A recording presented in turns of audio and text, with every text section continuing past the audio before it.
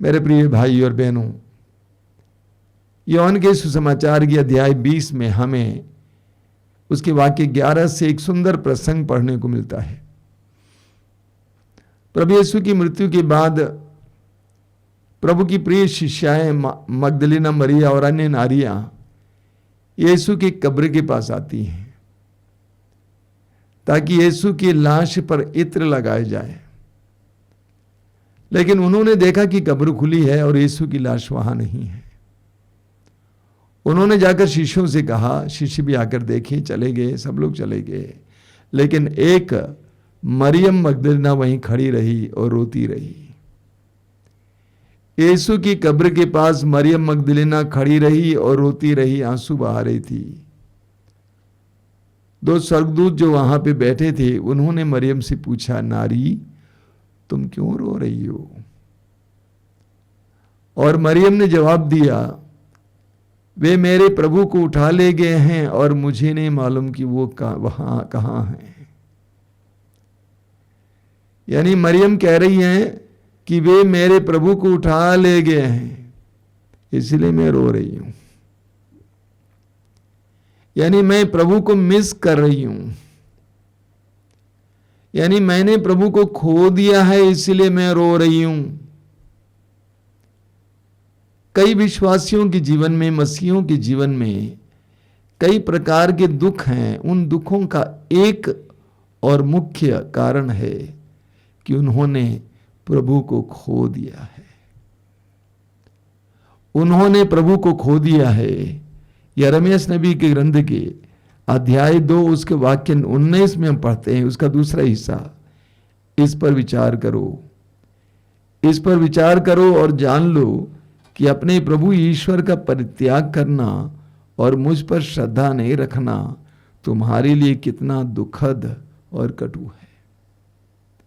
इस पर विचार करो और जान लो कि अपने प्रभु ईश्वर का परित्याग करना और मुझ पर श्रद्धा नहीं रखना तुम्हारे लिए कितना दुखद और कटु है। कई लोगों के जीवन में दुख हैं, पीड़ाएं हैं, वे रोते हैं क्योंकि उन्होंने प्रभु को खो दिया है। 1-2 सप्ताह पहले एक भाई जी बहुत दूर से आश्रम आए। विदेश में काम कर रहे थे, देश में काम कर रहे थे, पैसा कमा रहे थे, लेकिन उस समय उनके पास प्रभु नहीं थे। उनके पास प्रभु के लिए समय नहीं था।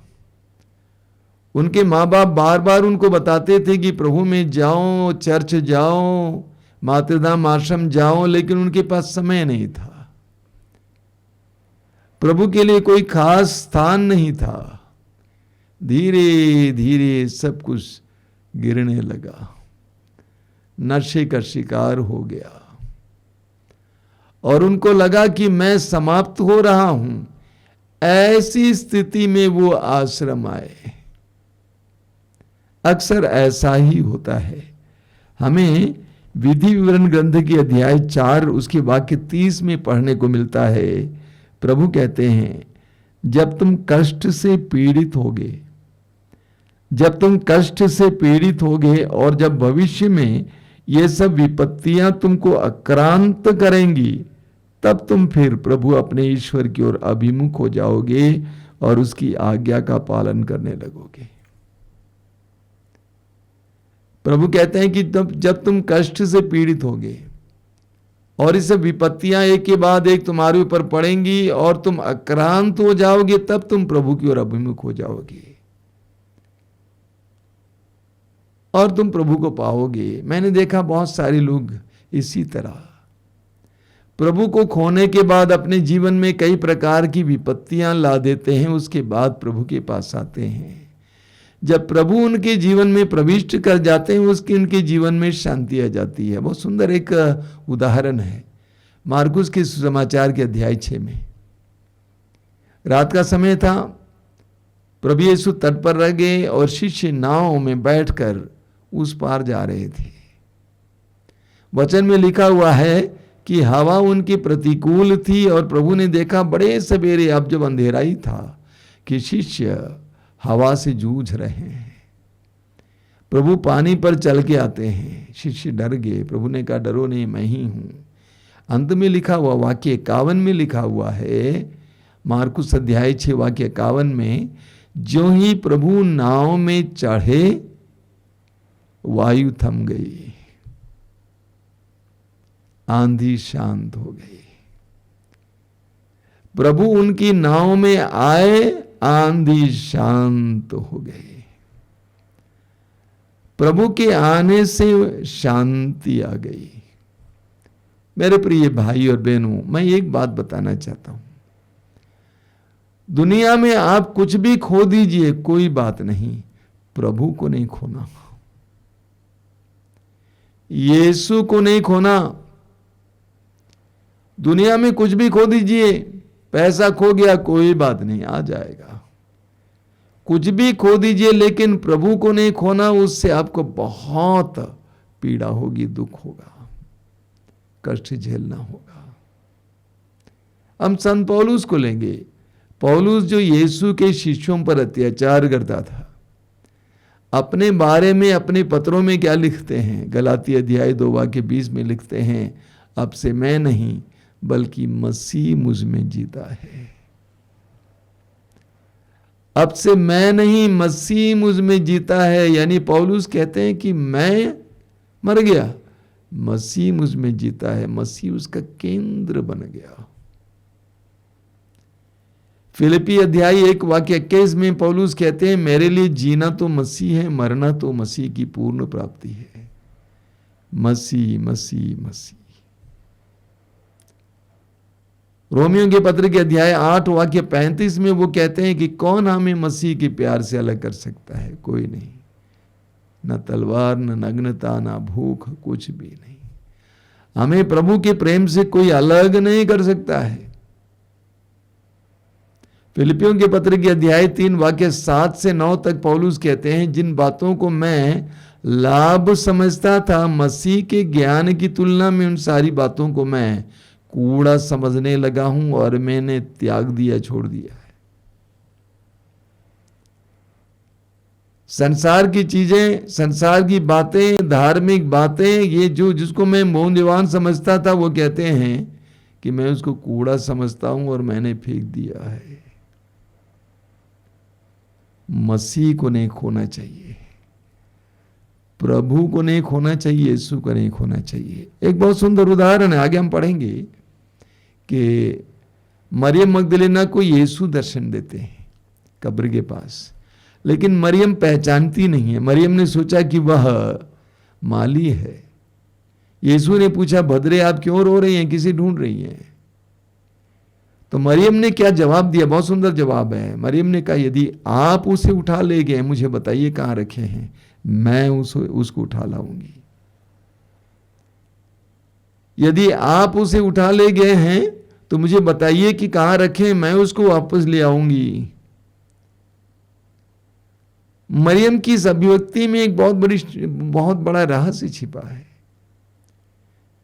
मरियम वही नारी है जिसके बारे में सुसमाचार में हम पढ़ते हैं कि 7 अबदूत उसके अंदर थे, उन अबदूतों से यीशु ने छुटकारा दिया।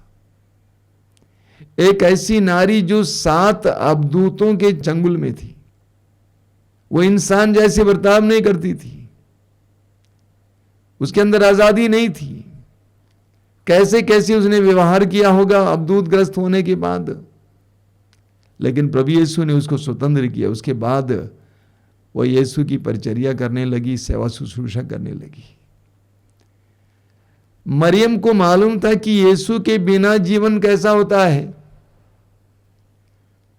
मरियम को मालूम था कि यीशु के बिना कैसे जीवन होता है और यीशु के साथ कैसा जीवन होता है। इसीलिए मरियम इस बात को झेल नहीं पा रही थी कि यीशु उनके साथ नहीं, उसके साथ नहीं है। इसीलिए मरियम ने कहा कि आप जहां कहीं भी रखे हो बताइए, मैं उसको उठा ले आऊंगी। हर विश्वासी और हर मसीही का यह मनोभाव होना चाहिए। देखिए, हम मनुष्य हैं और हमारे अंदर मनुष्य सहज दुर्बलताएं हैं। हम भटक सकते हैं, हम विश्वास के मार्ग से भी भटक सकते हैं, हम अध्यात्म के मार्ग से भी भटक सकते हैं। संसार का मार्ग कितना फिसलन से भरा हुआ है, हम गिर भी सकते हैं, लेकिन हमारे अंदर मरियम की तरह मनोभाव होना चाहिए। हो सकता है कि किसी एक व्यक्ति के कारण मैंने यीशु को खो दिया, प्रभु को खो दिया। हो सकता है मेरे लालच के कारण मैंने प्रभु को खो दिया है। हो सकता है मेरे प्रोफेशन के कारण, पेशे के कारण, बहुत ज्यादा उसमें लीन होने के कारण मैंने प्रभु को खो दिया है। हो सकता है कि मेरे पापों के कारण, पापों में आदतों के कारण, अश्लीलता के कारण, गंदे रिश्तों के कारण, नशे के कारण मैंने प्रभु को खो दिया है। कोई भी कारण क्यों ना हो सकता है कि मेरी परिस्थितियों के कारण मैंने प्रभु को खो दिया है। हो सकता है कि मेरे मित्रों के कारण मैंने प्रभु को खो दिया है। लेकिन आज हम में से हर एक को यह निर्णय लेना है कि मरियम की तरह कि मैंने खो दिया लेकिन मैं पाऊंगा, क्योंकि बिना यीशु का मेरा जीवन ही नहीं हो सकता है, बिना प्रभु का मेरा जीवन ही नहीं हो सकता है। मरियम की तरह हम सबको एक दृढ़ निश्चय लेना होगा, मैंने खोया, यह सच्चाई है, लेकिन मैं पाके ही रहूंगा, क्योंकि यीशु बिना जीवन बेकार है। यीशु ही जीवन का आधार है। कितना सुंदर गीत है, यीशु बिना जीवन ये बेकार है, यीशु मेरा जीवन का आधार है, यीशु बिना जीवन ये बेकार है, यीशु मेरे जीवन का आधार है। मरियम की तरह हमें भी ठानना है कि मैं यीशु को पाके रहूंगा। मेरा जीवन प्रभु से बहुत दूर चला गया है, प्रभु के मूल्यों से दूर चला गया है, प्रभु की शैली से दूर चला गया है, प्रभु के विचारों से दूर चला गया है, प्रभु के आदेशों से दूर चला गया है। मैं बहुत दूर भटक गया हूं, मैंने अपनी राह पकड़कर मैं भटक गया हूं, लेकिन आज मुझे अपने प्रभु को पाना है। उसके लिए कोई भी मूल्य चुकाने के लिए मैं तैयार हूं। मैं पिछले 27 वर्षों से इस आश्रम में आश्रम के अधिकारी के रूप में हूं। मैंने देखा है कि कितने सैकड़ों या हजारों लोग जिन्होंने प्रभु को खो दिया लेकिन प्रभु को पाया है। वे कैसे आए थे और कैसे वापस गए मैं जानता हूं। एक एक कहानी बहुत ही हृदय स्पर्शी कहानी है, मैं यहां बोलना नहीं चाहता हूं। अपने पति के प्रति क्रोध के कारण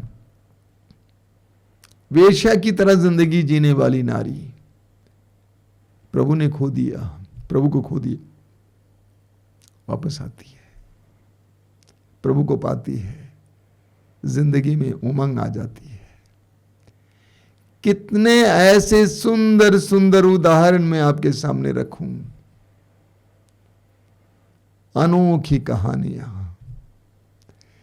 यीशु को खोने के बाद, प्रभु को खोने के बाद उनकी जिंदगी में कैसे क्या हुआ था और यीशु को पाने के बाद उनकी जिंदगी में क्या हुआ था। उनका व्यक्तित्व बदल गया, उनमें जमीन आसमान का फर्क आ गया। A life without Jesus and life with Jesus। यीशु के बिना जीवन और यीशु के साथ जीवन। मरियम मगदलीना की तरह हम भी ठान ले, मैंने कैसा भी प्रभु को खो दिया है, लेकिन अब मैं निर्णय लेता हूं कि मैं पाऊंगा, मैं पाके ही रहूंगा। आइए हम प्रार्थना करें, आंखें बंद कीजिए। धन्यवाद देते हैं प्रभु तेरे पवित्र वचनों के लिए। तूने स्वयं कहा, चोर चुराने, नष्ट करने, मारने आता है, परंतु मैं इसलिए आया हूं कि उन्हें जीवन मिले, बल्कि परिपूर्ण जीवन मिले। तूने हमें परिपूर्ण जीवन देने के लिए तू इस संसार में आया।